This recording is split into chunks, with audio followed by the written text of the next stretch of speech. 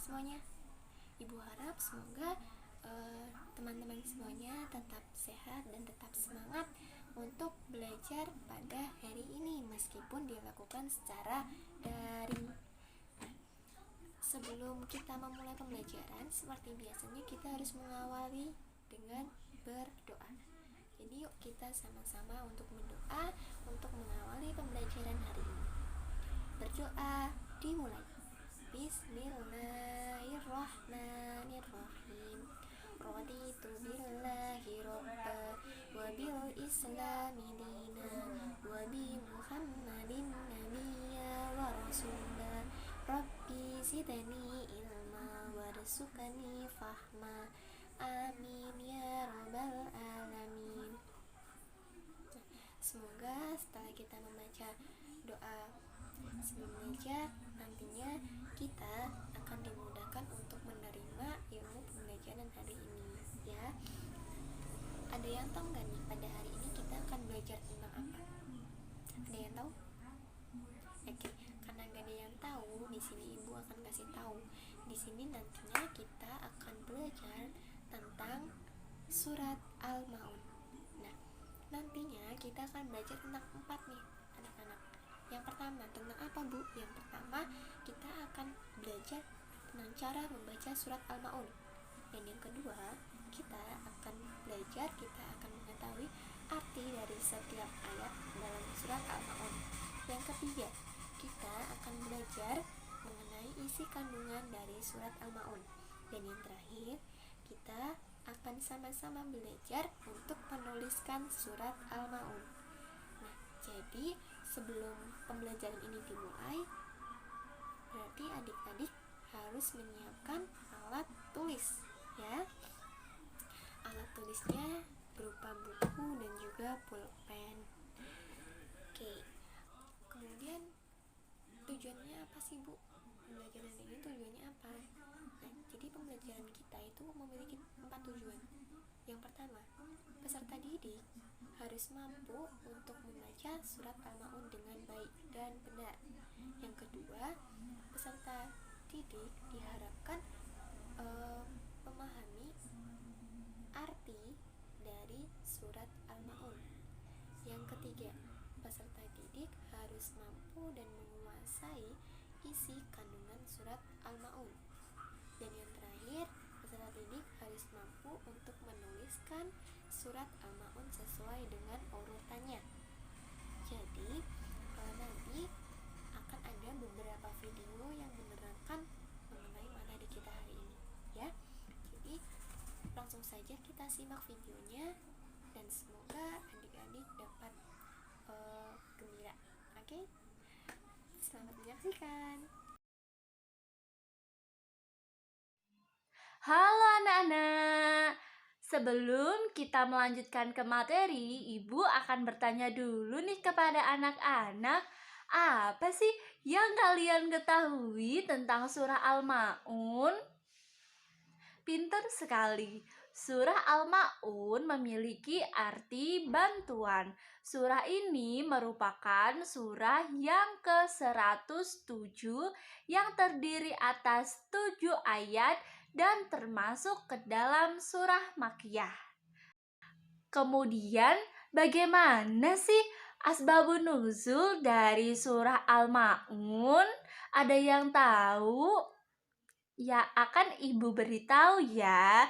Jadi, asbabun nuzul dari surah Al-Maun itu berkenaan dengan orang-orang munafik yang suka memamerkan sholat mereka di hadapan kaum mukmin secara riya. Namun, jika tidak ada kaum muslimin, mereka tidak melaksanakan sholat, mereka tidak menjalankan sholat. Selain itu, mereka juga enggan untuk memberikan pinjaman ataupun bantuan kepada kaum muslimin. Oleh karena itu, surah ini diturunkan. Anak-anak, Ibu akan membacakan surat Al-Maun. Kalian simak terlebih dahulu ya. Setelah itu kita membaca bersama-sama. Bismillahirrahmanirrahim. ara'aital ladzi yukadzibu biddin fadzalikal ladzi yad'ul yatim wa la yahuddu ala ta'amil miskin fawailul lil musallin alladzina hum an sholatihim sahun alladzina hum yura'una wa yamna'unal ma'un. Untuk mufradat dari potongan surat Al-Ma'un, kalian bisa lihat di PPT atau di buku kalian ya. Selanjutnya, mengartikan surat Al-Ma'un. Ayat yang pertama itu artinya, tahukah kamu orang yang mendustakan agama? Ayat yang kedua itu artinya, maka itulah orang yang menghardik anak yatim. Ayat yang ketiga, dan tidak mendorong memberi makanan orang miskin. Ayat yang keempat artinya, maka celakalah orang yang sholat. Yang kelima yaitu orang-orang yang lalai terhadap sholatnya. Dan yang keenam artinya yang berbuat riya. Dan yang terakhir itu artinya dan enggan memberikan bantuan.